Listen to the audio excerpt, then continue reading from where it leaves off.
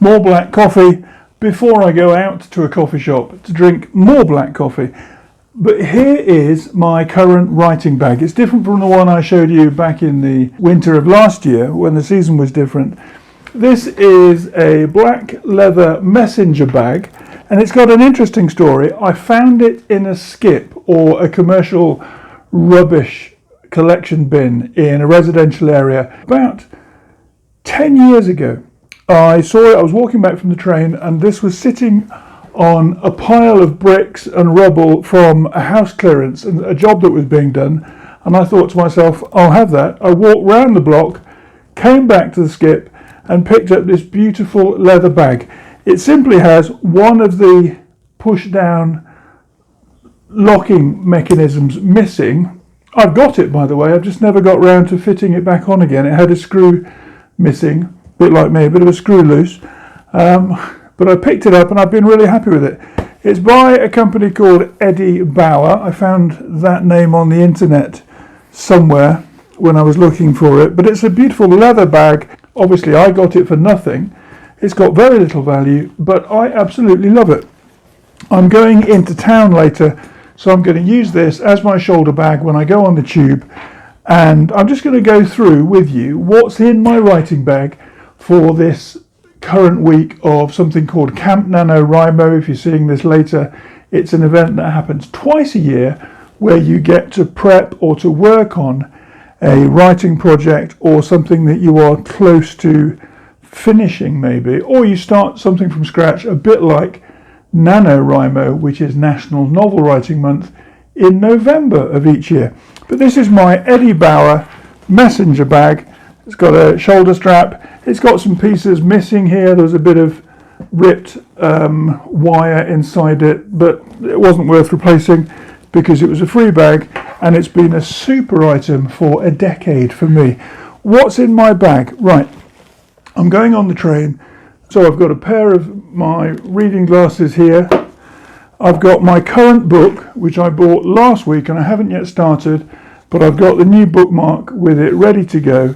And it's called The Labyrinth of Solitude by Octavio Paz, Mexican author. This was published, I think, in 1980. When I did my degree in Latin American Studies at Portsmouth back in the mid-1980s, this book had been out 4 or 5 years, so probably this is about 1980. And the biggest article, or the biggest essay here, The Labyrinth of Solitude, because it includes other stories, is his perspective as a Mexico City author on the state of the country and the culture and the mentality of the population of his beloved Mexico City. Great book. That's there for easy access in an outside pocket so that I can just open it on the train and read without having to open the bag itself. What's in the bag? It's a beautiful bag.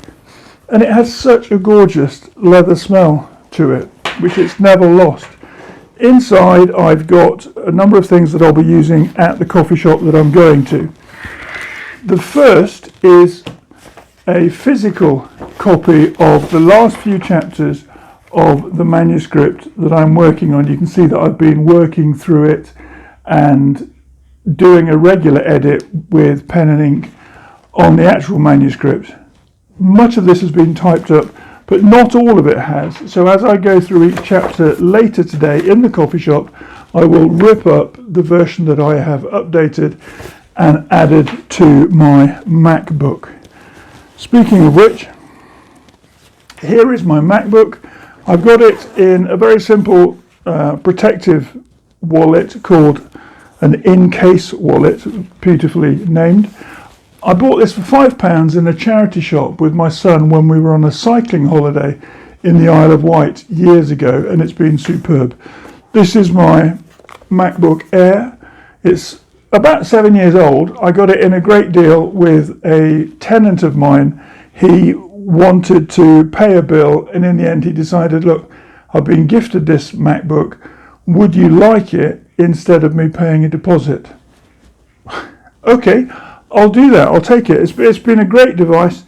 It's, like I say, it's 7 years old now, but it works superbly, and it's exactly what I've always needed for regular writing on the go. But that's my MacBook Air. I use an iPad sometimes, but most of the time I use my MacBook Air. In here I've got some chewing gum, I've got a superb notebook. I bought about a dozen of these 6 months ago, and this is a Leica A6 notebook. I use it as a personal diary and for a journal more than a diary of activities.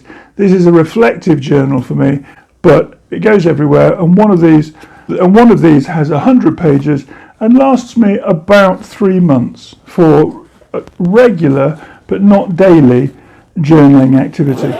So that's my MacBook, which goes with me. I've got a charger in here as well. I use a ring-bound notebook for making my scribbles and my ideas into something that is more concrete and which I can work with. One of the things I was doing earlier this week is watching a series of YouTube videos about topics that I'm interested in, like frugalism, minimalism, thoughtful money usage, and regular saving. And I've watched a series of articles on YouTube, and I've looked at those and I've thought, okay, how would I deal with that topic perhaps very differently if somebody's got 7 or 8 or 10 tips on a particular topic? Why do I think that 5 or 6 of those are really relevant and I discard the others and bring in things that I think are important? So these are my article notes from going through various items, and I did a video a few days ago about Camp Nanowrimo, and this contains the script that I worked on before I then added it to my MacBook, placed it in front of me, and spoke to camera to record a video about Camp Nanowrimo and some ideas that are helpful for getting on with it and making progress in Camp Nanowrimo. From my local stationery store, a £2 notebook that I can put ideas in when I'm ready, and which I use differently from this. This one is much more something that I will put notes in when I'm researching an idea and then come back to check whether I've included that either in a YouTube video or in an article. But this serves me very well. Cheap and cheerful, very robust for the sake of a couple of pounds. In terms of other items, index cards, I find those to be hugely useful. I buy these as a normal pack of about 150 to 200 cards, and I use them for everything. When I go to the coffee shop this afternoon, these will be incredibly useful. I won't use all of these today, but I might use half a dozen to make a reminder to myself of the word count on each of the finished 2 or 3 chapters that I'll be working on this afternoon. So those are the index cards. They're really useful.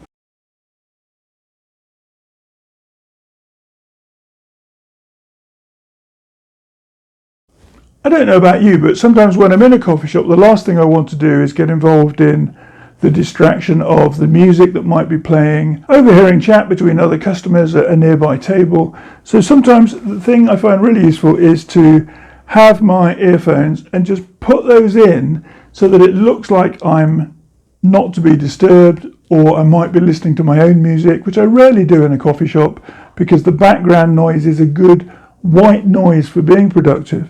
But I have these because it just means that I want to be on my own and getting on with the process of writing or researching or just thinking about ideas and mulling over those ideas in my notebooks or on my laptop, so that I can be happy on my own, in my own space, as a writer for that block of time this afternoon. In terms of pens, I've got my regular favourites. I've got a fine point Faber Castell fountain pen, which is superb. I've mentioned it in another video. It has the sharpest, or literally the hardest metal nib, which feels like it's indestructible, but I love it. It takes 2 small standard cartridges and is great. For working on edits, I've always got a red pen so that I can make notes that are visibly very easy to see on the physical manuscript that I talked about earlier. And then I've got a selection of other pens. So I've got a very colourful purple V-ball pen, I've got my Schaefer Targa fountain pen from when I was at university all those years ago. This one's cartridge fed, just uses the standard Schaefer cartridge. I've got a simple propelling pencil, and I've got my Lamy Safari fountain pen. I don't need all those pens. I'm never going to use them all in one day, but maybe you have this as well. You surround yourself with more of the things that you might need just in case you lose a pen or you run out of ink or a pen breaks. These things never happen, but it's nice and comforting and reassuring to think that you've got those things in the background if you need them. And then two last things I've got a small moleskin, small in the sense that it's a very thin book. The first half has got stitched pages, and the second half is very different. You can pull the pages out and discard them, and of course another index card. I use this one to track money, stock market investments, spending patterns, but also every week I will record the data for that Sunday evening for each of the two YouTube channels, this one and the Faceless channel. And the last thing is my actual personal diary, and this is the one I talked about when I set up a journal a few months ago, so that I have, for example, a week to a page. This is a page in August where I've got the days of the week set up, the first 4 days of the week here, then the Friday, Saturday and Sunday, a space for notes at the bottom. But this is how I record my thoughts on what's happening each day around my writing activity and that aspect of work. It came to me as a gift. I found it in a skip walking home from a railway station, but that's my Eddie Bauer messenger bag, and it serves me superbly well. I'm sure it's going to continue to provide useful space, protective space, but also something attractive that I can take with me to a coffee shop and settle in for a couple of hours to get on with my writing projects.